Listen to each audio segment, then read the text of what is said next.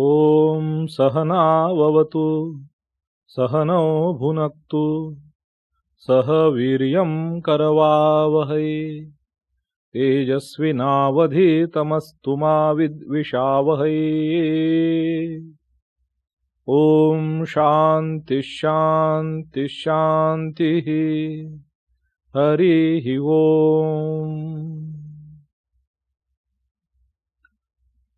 पार्थाय प्रतिबोधितां भगवता नारायणेन स्वयं व्यासेन ग्रथितां पुराणमुनिना मध्ये महाभारतम् अद्वैतामृतवर्षिणीं भगवतीं अष्टादशाध्यायिनीं अम्ब त्वाम् अनुसन्दधामि। भगवद्गीते भवद्वेषिणीम्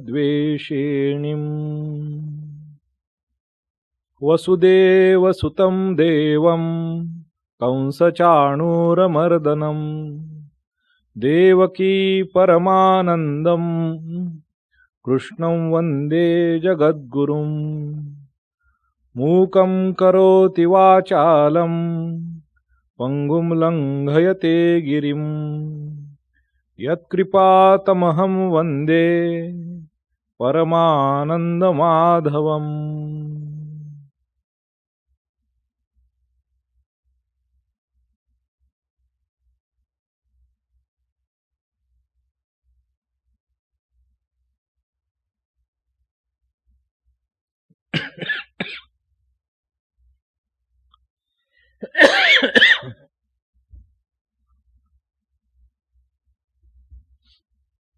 My namaskars to you all who are listening this talk on Srimad Bhagavad Gita. We are deliberating verses. We are deliberating upon the verses from Srimad Bhagavad Gita, chapter number 13, verse number 8.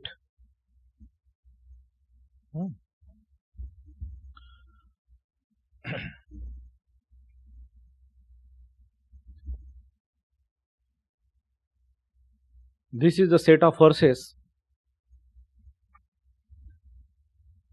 from verse number 7 to 12, and here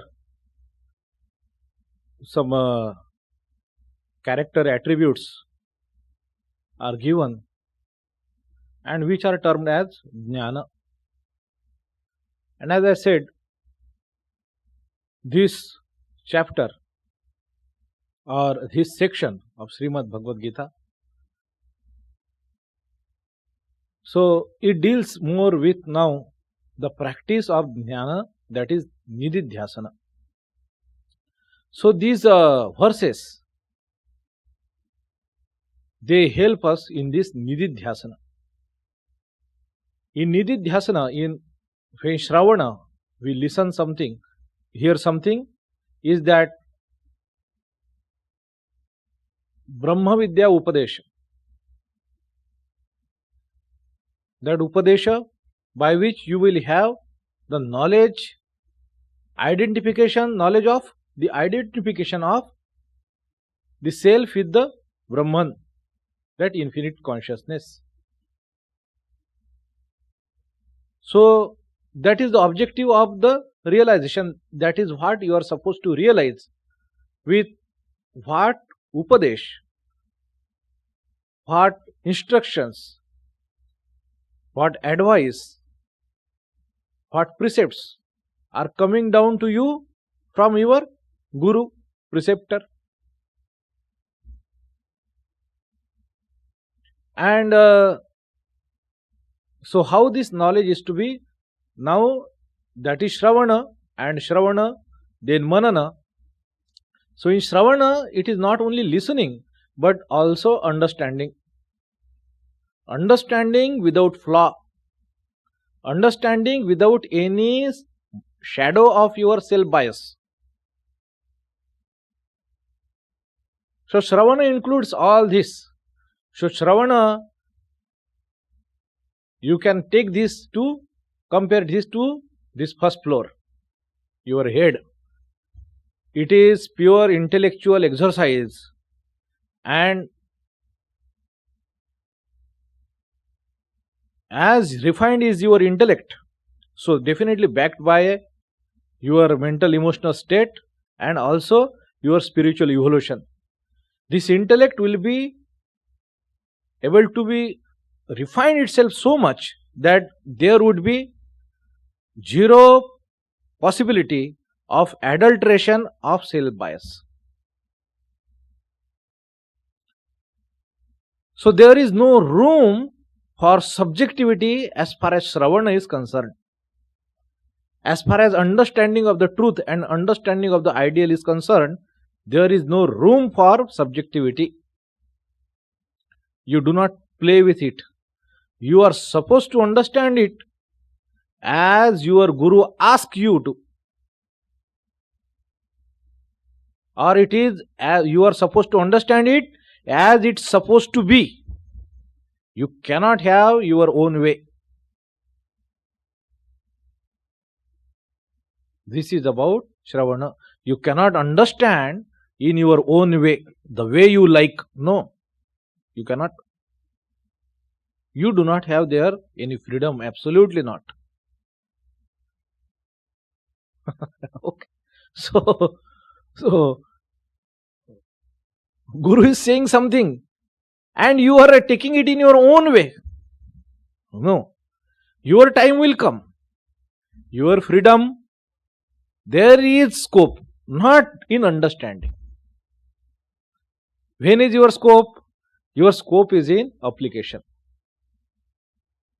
Your subjectivity comes into play when that truth is to be materialized.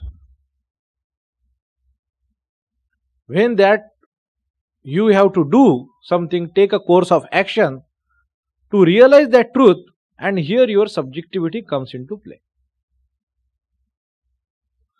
So Shravana is not only listening, but it is understood that you are so qualified, so as soon as you listen, you understand. So understanding is not said separately because it is for the adhikari. So as soon as something is said, you understand as it is, as your Guru is saying, Vaktum Ichha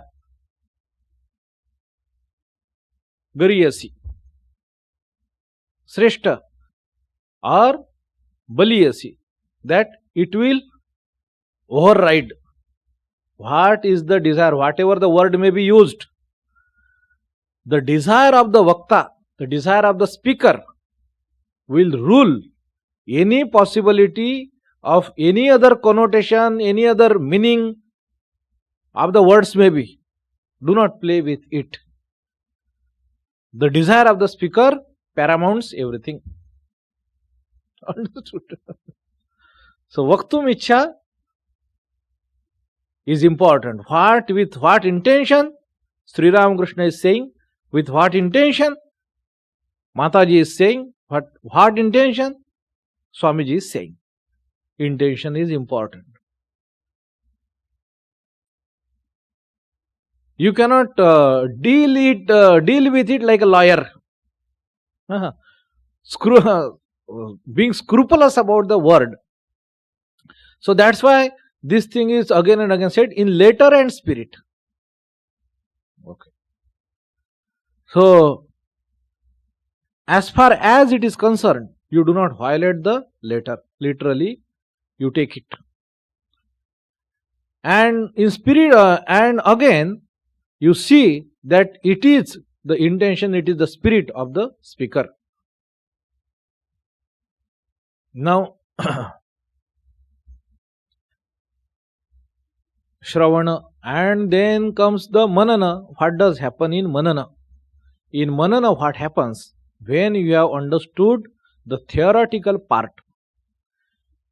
In Manana, there is this planning that you impose all that knowledge upon yourself, or rather you see your own situation, your own practical situation, and eventual realization of goal through this lens of knowledge what you have received from your guru. So this is the part where it happens. So it becomes personal. From head it drops down to your heart. So it becomes relatable, it becomes personal. So many people have knowledge here. They might speak passages together of Upanishad, of Brahma Sutra, or different Prakaran Granthas, quotes after quotes, pages after pages probably. But if it is everything is there, maybe there is a university professor who teaches Vedanta to the university student. So he must have got by heart so many things. Sanskrit, Nyaya Shastra, even Mimansa. Okay. So how to teach, suppose Advaita Vedanta. So that is his particular this one. So he is talking. So Shravana is there and probably there is no flaw in the understanding. Shravana is perfect. But it has never matured into Manana. It never progressed into Manana. What happens?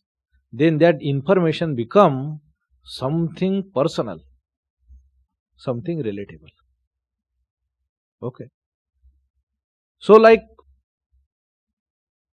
you read the news that BMC will not provide water, this water supply to this area, it will be affected. You are reading, you are looking for whether your ward is mentioned there, and you see, oh, there is no our ward. Okay, then let it go.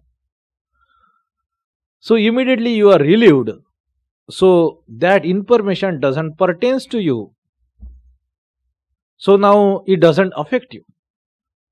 But if there would be the name of your ward, then you would immediately, it will push you into further thinking. So how to tackle that crisis? What will happen? Whether we will have to get water tanker for the society, or whether we will be able to manage with the water for 3 days, what we will do, etc., etc. What happens when it becomes personal? There is always this urge will trying to come out of it, how to do it. Then it is personal. Then it is personal. So that information ripes and matures into emotion. This is the manana part. So that information or whatever is related with that subject matter, now you immediately identify yourself with it. That is manana. So where it will take you, you would be, that person would be thinking now, will come to the point to think and find ways how to go forward, how to now realize that goal, what steps should be taken. Whether there are any shortcomings from his side, there are any other challenges, how to do it. Whether in manana, if he is thinking in this way, he might discover flaws in his understanding in the first place. That if I do like this, so many times people have question. Okay, so the question can come only after manana, when people are trying to take that idea in now practical sense. Alright. So if I do like this, then how we will do this, etc., etc. So some conflicts, some doubts. Then he will have to again fall back to Shravana. Then by whatsoever way, by his own thinking, by own reflecting on what Guru has said, or by getting those doubts cleared, these questions answered, that how how to understand that truth, that ideal in the first place. What is the meaning? What is the import? What is the implication of it? He might raise such questions, get them answered, or find answers himself. This is the second part, manana. So now what is nididhyasana? Most of the people, or mostly this orthodox Uttarakhandi sadhus, or people who believe in such kind of orthodox Advaitism, they want to shun the work. They want to shun the work. Work is not for them. So, work is for the pariya, the lowest of the lowest. Work is for them. Okay. Even though Bhagwan is saying that I am working, nahi kaschit kshanam api jatu tishtati akarmakrit, even though they are engaged in various kinds of work, but formally they do not want, or theoretically and philosophically do not want to take this position of karma. Great mistake. Karma as such, kamya karma or vaidokta karma, where Shankaracharya has the objection. Because he says these Mimamsakas are the chief opponent. So karma, whenever Shankaracharya is opposing, is the karma of Mimamsakas. Karma of Mimamsakas. Because they very much insist upon that according to this Vedic Karma Kanda, the Swarga is the goal of human life.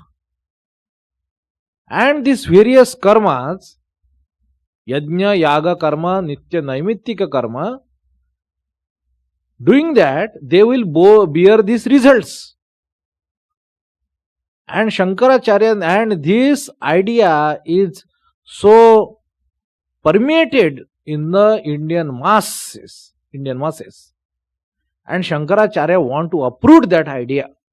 That's why Shankaracharya is uncompromising whenever the idea of karma comes. Because that word now is linked with that idea.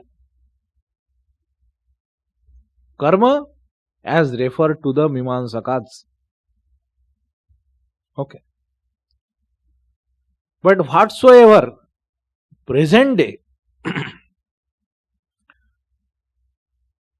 so these people, nididhyasana means, they say meditation. At the most, meditation. Dhyasa. Okay. Even in Marathi language, dhyasa. Dhyasa is, yes, being possessed by that idea. So, kaya, vacha, manasa. By thought, words and deeds. In every way, you are pursuing to realize that idea. That is called as dhyasa. Nididhyasana, nitya dhyasa.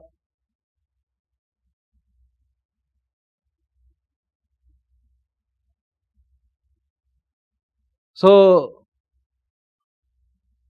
nididhyasana, what should it mean? So when you have done shravana, when manana is happening, now you are trying to realize that in actual materiality. Not only in your meditation, but apart from your meditation, in your life, you are trying to realize and live by that idea, that truth. That is called as nididhyasana.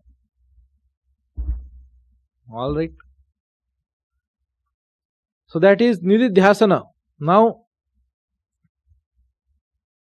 so here this section, the third section I said, the Shravana, Manana and this nididhyasana, this especially now these chapters onward until last, we find that again and again these ideas are discussed for the practical realization,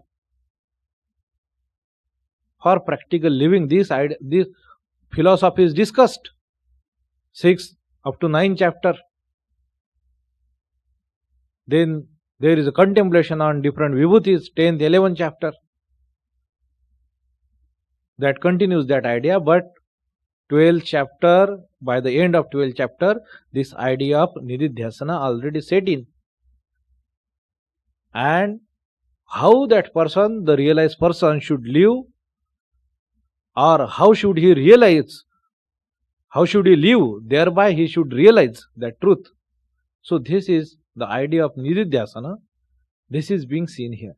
And when in this context we see these verses, then only they make more sense.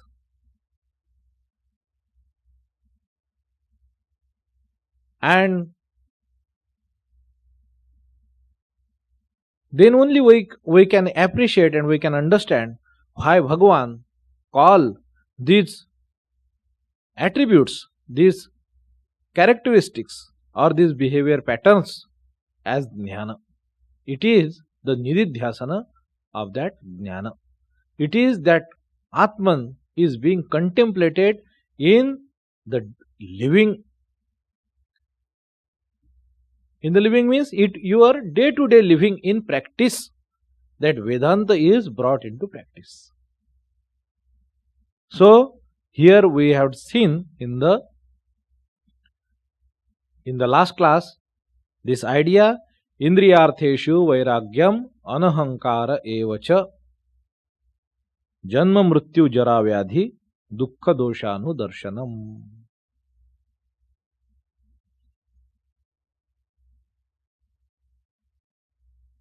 So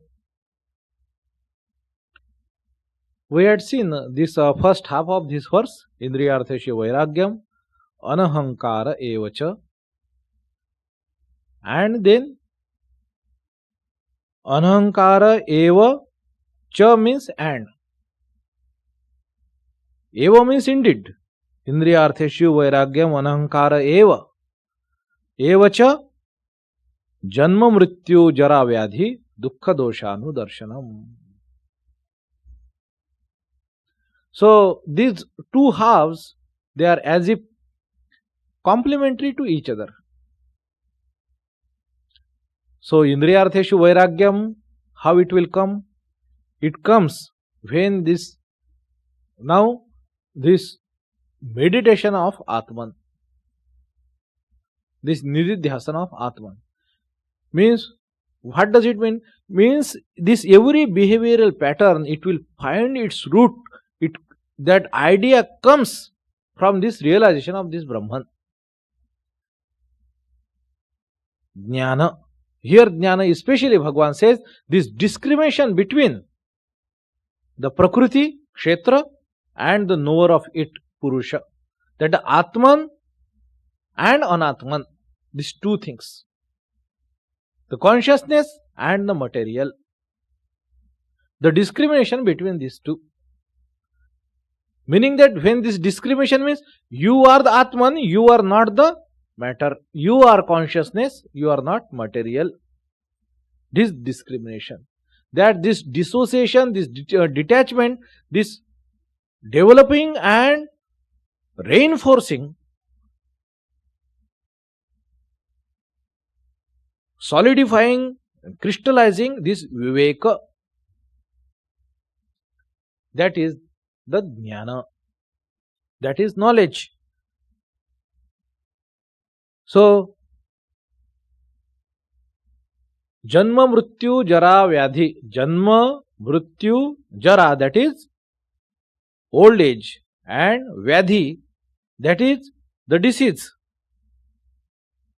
dukkha and dosha, anudarshanam, that the anudarshanam, darshanam, anudarshanam, anu prefix or this upasarga only says that very carefully, very meticulously, very thoroughly. You understand, you see, darshanam, seeing, or rather realizing. Realizing what?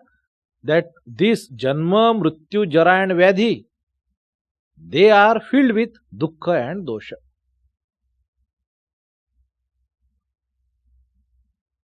So, Buddha had similar 4 visions, isn't it?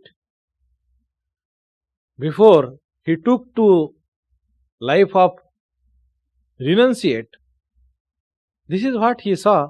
He saw one old woman, he saw a dead body,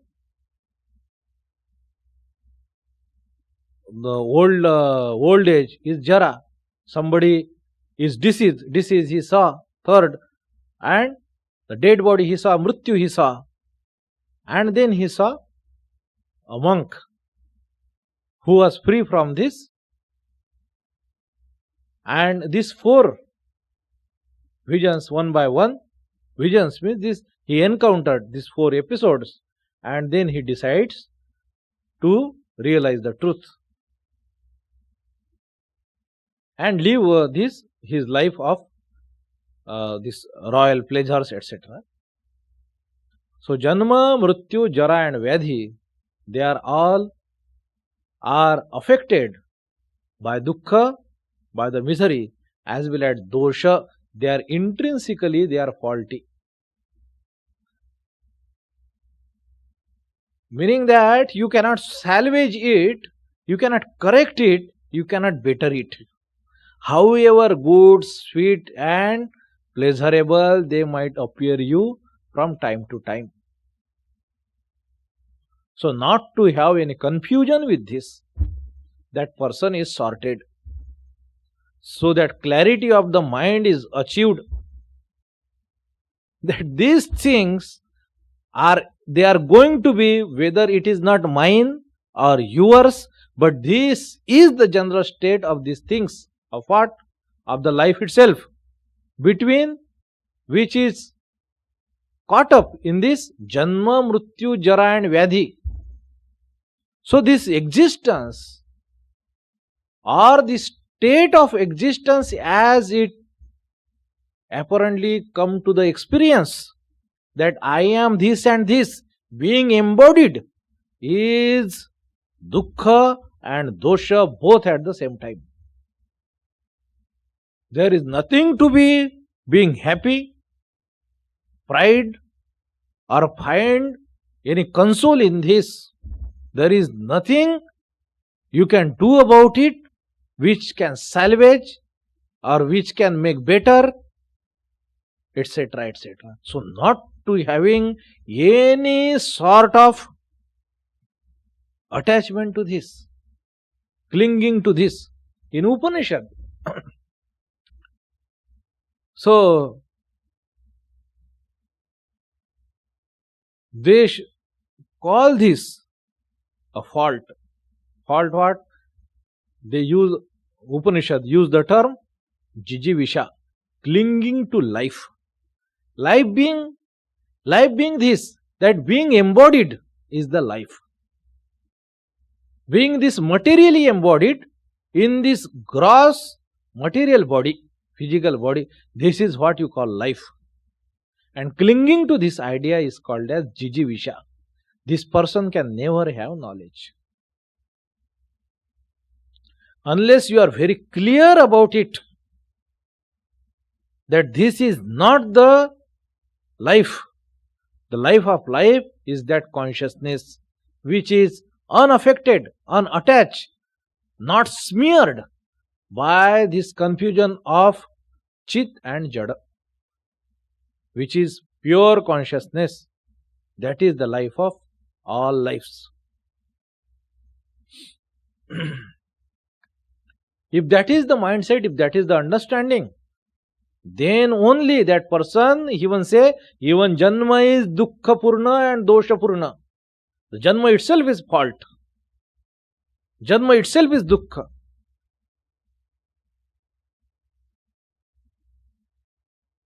Even its happiness and sukha upabhog is also dukkha.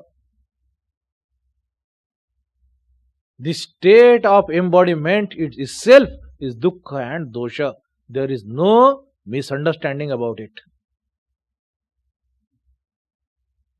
So this person will not try in any way, forget, he would be rather trying in a in a opposite to it, contrary to it, to part away from this ignorance and this confusion. What is the confusion?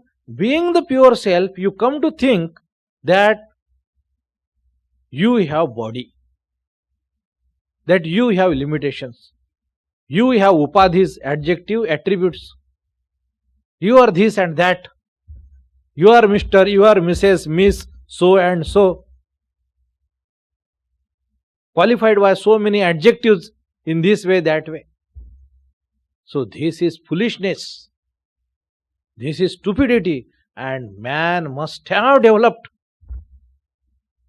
that dispassion from this idea, not clinging to this idea, that he would be working his way to escape from this confusion, from this ignorance, that this is the dukkha itself, this is the dosha, not to fall trap to it. So there is nothing to cheer about it, nothing to be fond to have any fondness about it.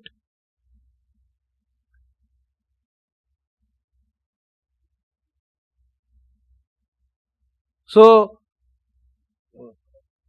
pointed out by these four states, Janma, Mrityu, Jara and Vyadhi, birth, death, old age and disease, these four states. So, not only the four states, by this four state, the state of embodiment itself. That doesn't mean that you should become ghost by killing yourself. So that would be better. So meaning that the state of embodiment itself is dukkha and dosha. That's why Bhagavan Buddha uses that term, that phrase, sarvam dukkham. This must be realized. Unless you come to this point of understanding, forget about having jnana or knowledge. If you have any hesitation and reservation about this, you want to save something, keep something, it would not be possible. So, people are get very frightened by this idea. But see, this is just theoretical concept. You are not even ready to accept it theoretically. As if you want to something somebody is going to snatch away, or you are going to lose everything right now or tomorrow maybe. No, that is the ultimate state of realization. This is, in theory, that unless one loses it to everything, to its absolute sense, you cannot realize your absolute nature. But the progress, or even the renunciation, it is the evolution, it is the mindset, it is the approach, it is going to come gradually.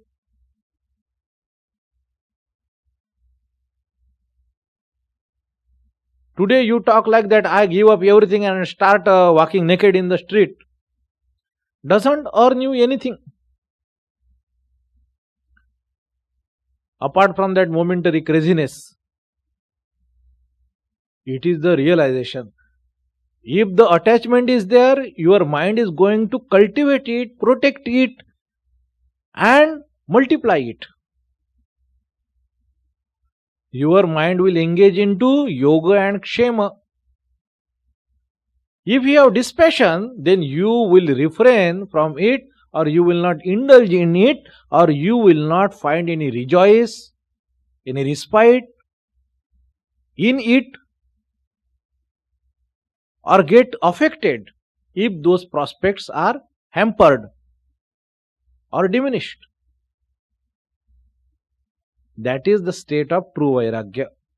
So Vairagya, your knowledge would be perfect when your mind would be withdrawn from this idea that this is life, this is important, this is to be protected, this is to be furthered. When your mind desists from this idea, then and finds roots in the knowledge, he is free from this identification or rather misidentification, turn inward and turn toward consciousness.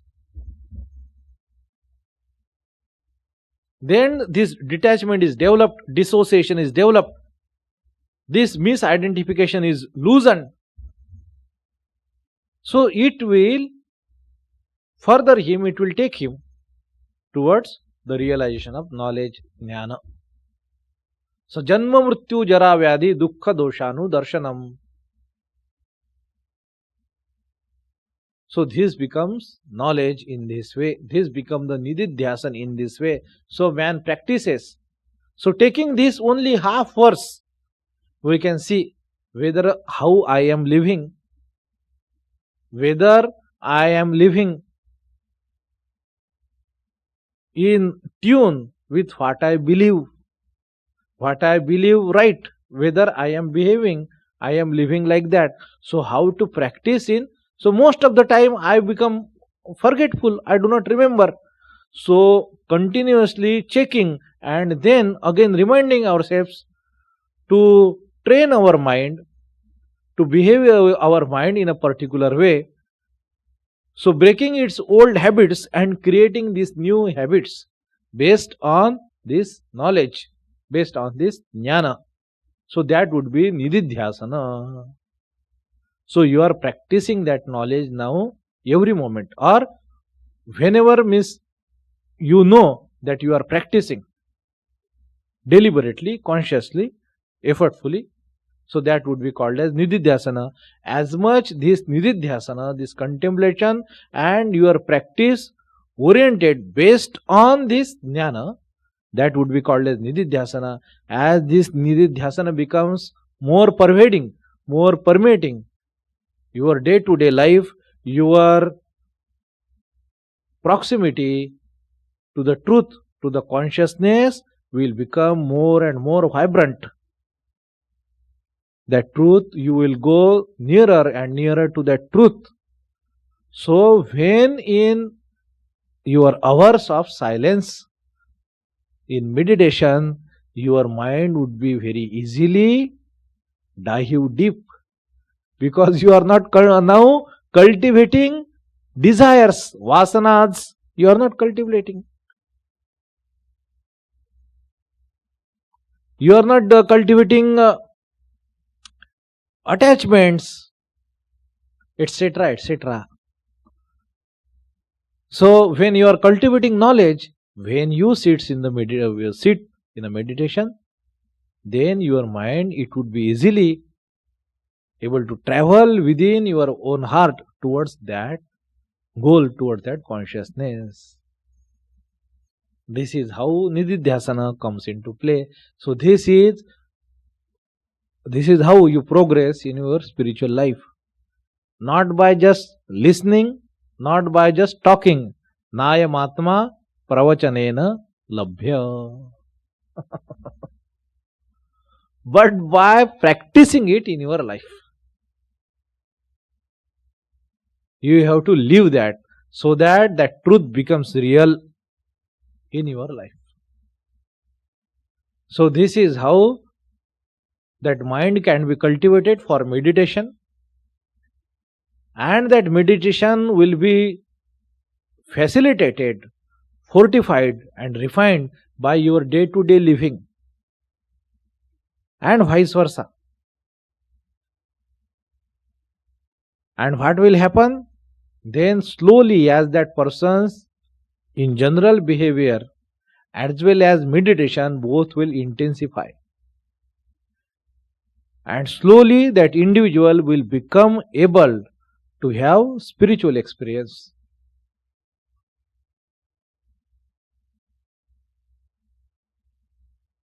So before that he encounters any spiritual experience, his mind must be now thoroughly built, like brick by brick, grain by grain, to able to sustain these higher experiences of life. Okay, so this is Janma Mrityu Jara Vyadhi Dukkha Doshanu Darshanam.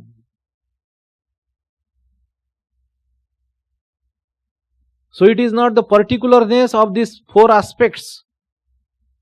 Rather, generally what they are pointing out at the life, what we call this embodied life. This is what is fraught with misery. This itself is misery. It is not like that it has misery. It is misery itself. And it is the fault itself. Not does that it has faults. It is the fault. That there is nothing to appreciate here. So this clarity must come to the mind. Come to that aspirant who seeks this knowledge of Brahman. So,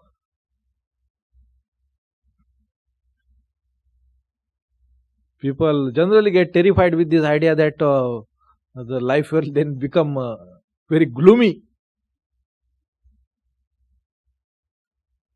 Life will not become gloomy. Neither you have to become. You rejoice in Atman, that Atman has become everything. You just do not develop, cultivate and water this false notion. That's it.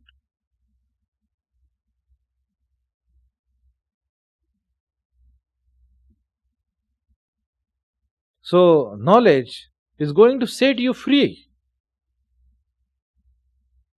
And it will going to intensify and extend the horizons of your bliss, joy, and that pleasureful experience.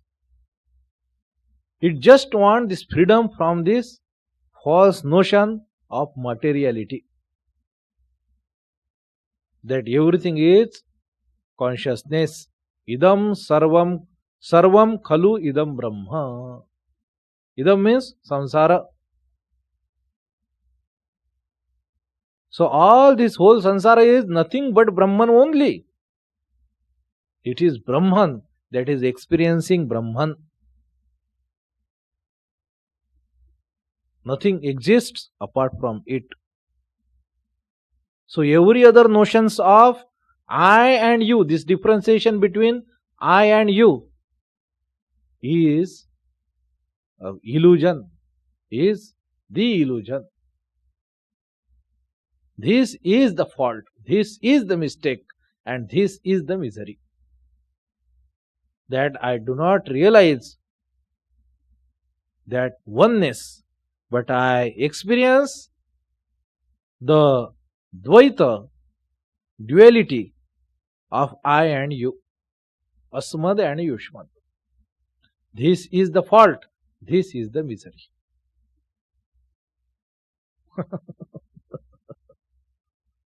So even the illusion can only reside on the reality.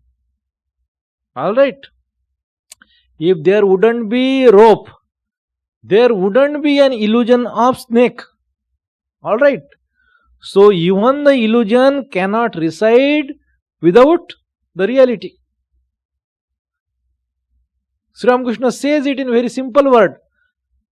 अरे असल थाकलेही नकल होते पारे. So when there is asal something, then only there can be something called as nakal.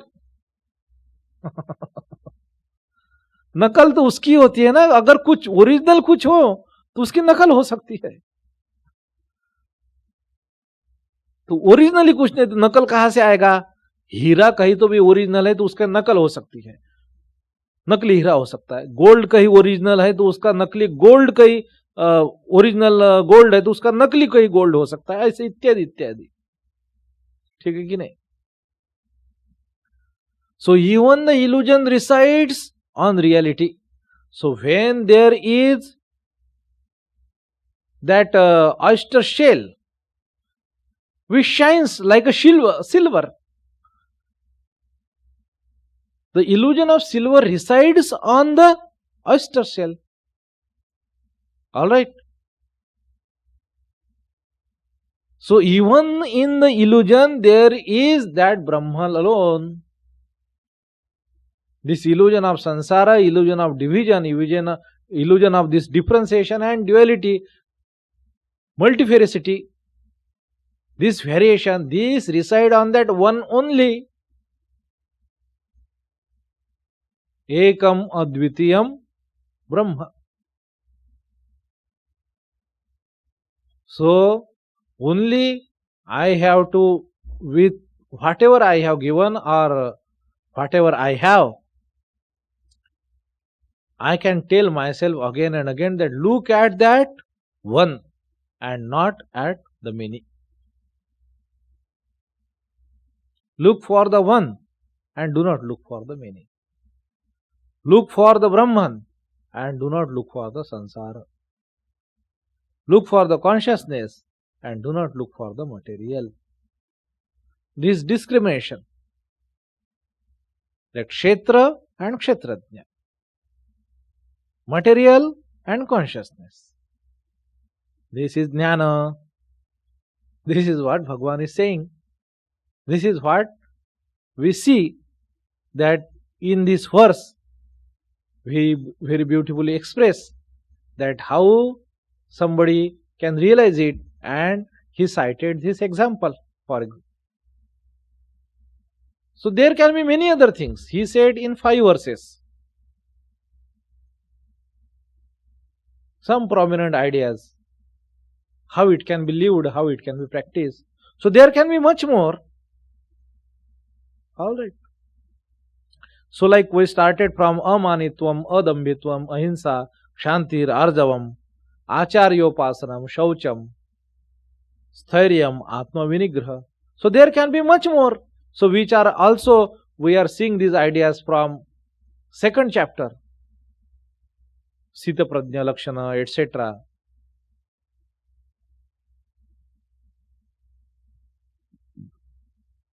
So yes, this contemplation of this Brahman, Atman, this consciousness, this truth, this how we live, how we temper our life, shape our life, try to let that knowledge of Brahman, of that consciousness, seep into our this totally materially or material oriented life perspective. So this gap will widen. This our identification with this body, this would be loosened. Then indriyartheshu vairagyam, that would be possible. And as my identity, I am trying to relieve it from this false notion of this limited self and trying to let it travel and embrace the infinite one. This ahankar is going to reduce. Indriyartheshu vairagyam anahankara evacha janma mrityu jara vyadhi dukkha doshanu darshanam. So this is how, this wonderful idea. So it is again, therefore it is not any particular behavioral set, pattern or code of conduct. It is not that. It is not do's and don'ts. So what is this? It is this realizing that Brahman in our life. So This is what Bhagavan says. Indriyartheshu vairagyam anahankara evacha janma mrityu jara vyadhi dukkha doshanu darshanam. Now this is, suppose this is the idea. It has come to you now. Okay. So if you have understood it well, now the next step should start is manana. That how you will impose this idea upon your life scenario, and you see your life, if I practice this idea into my life, how I will do it in particular scenario, in this way, here, there, where I am most susceptible, vulnerable, where I commit most aggravated mistakes, that I lose control of my mind, or I lose in that temptation. So how I will practice that, and I work for it bit by bit, grain by grain, that to change, to bring real transformation, to build that transformation within yourself.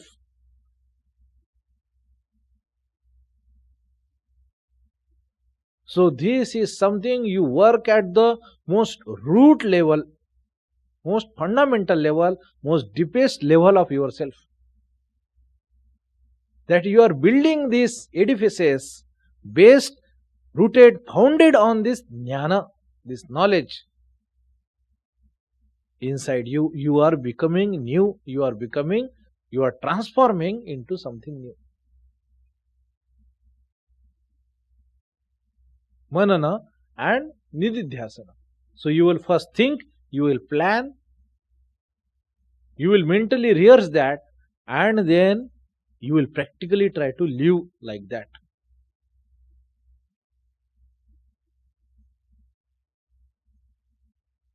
This is the idea. Janma mrityu jara vyadhi dukkha doshanu darshanam. So next verse is again the extension of this similar idea. It says, asaktir anabhishvanga putradara gruhadishu nityam cha samachittatvam ishta nishtopapattishu. What does it say? Then asaktihi, that there is absence of attachment. Anasakti is there. This is not asakti. This is asakti. Sakti means asakti. Asakti means anasakti. That there is no this attachment. That as if you, which gives you this idea that no, I cannot live without it. That you cannot think of your life without it. It would be painful for you to part away from person, place, things, times, moment, instances, etc., etc. So that innermost you craving, you realize for something or Sakti. So that is Sakti, that is the desire, Vasana. As if somebody takes it away from you, you will feel like somebody is as if snatching some part away from you. Asaktihi. And he says, another word he uses, anabhishvanga. Now this is a newer word and probably used only once, and it is used here. So abhishvanga, that is the word, and absence of abhishvanga would be anabhishvanga. Abhi, that is pro or for it or sukhakarak,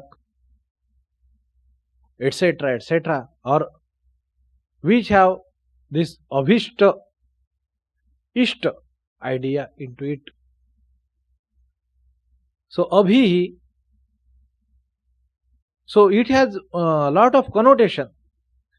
So anga, and what does it mean? Here we will understand when we see that where not to have this abhishwanga, and he says putra dara gruhadishu. Gruhadi means etc. Adi means etc. Three things he has chosen, Bhagavan has chosen to denote it, to signify these things. What is that? Putra, son; dara, that is patni; and gruha, that is your house, home, etc. So this probably puts the idea of this family and this filial belongingness, son, wife, and home, he say etc. So means everything pertaining to this. Pertaining to this. They are extremely, they are like your being. You reside in them, and this is what abhishwanga, that they are as if your anga is your part, is it your limb, having attachment like this abhishwanga. You identify yourself with it. That would be the idea of abhishwanga. And here Bhagavan says not to have such kind of abhishwanga or identification with what? This, what we call, which is the source of so much attachment to this life and world, denoted by these three words: putra dara gruhadishu, son, wife, and home.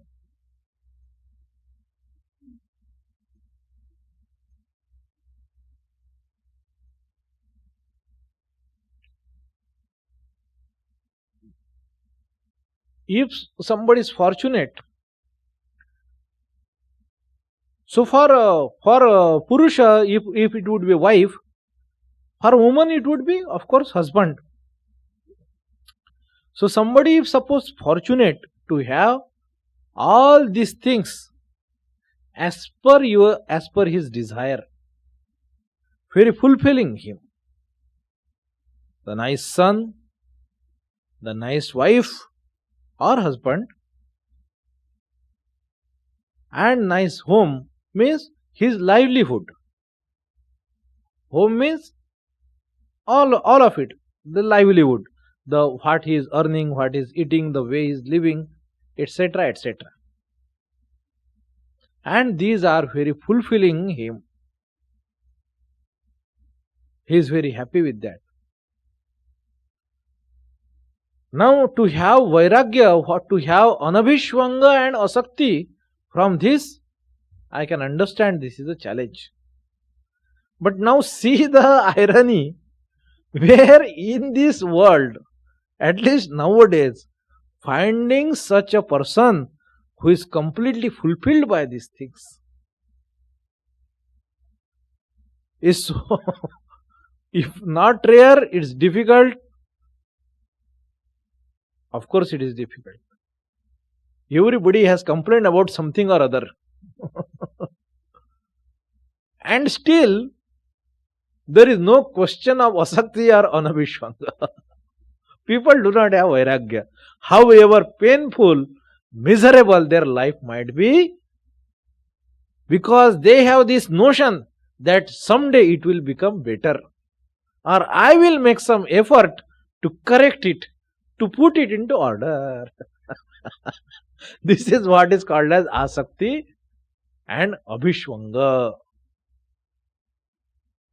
He cannot see that there is a fault fundamental in the architecture of these things itself, that it cannot be corrected. You are not buying this idea. You have hope, you have desire to make it right,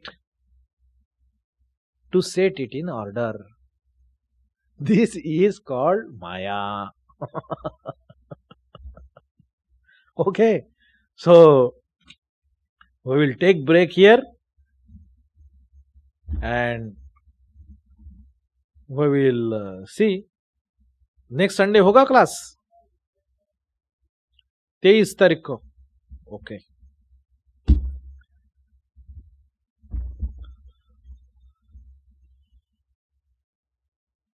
Om Shanti Shanti Shanti.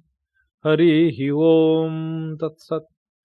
Shri रामकृष्णार्पणमस्तु.